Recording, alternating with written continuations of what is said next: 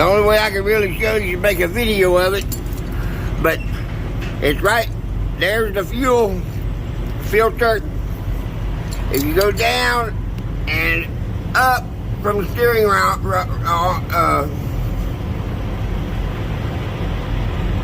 behind the fuel filter bracket here, I'm trying to, there you see the rip in the hose right there. There's a little hose going from the block. That's the block where that extension is. That's the block where it goes into the block. It comes out, makes a curve, and goes straight to the air compressor right there. It's a short hose that, cools the air compressor head.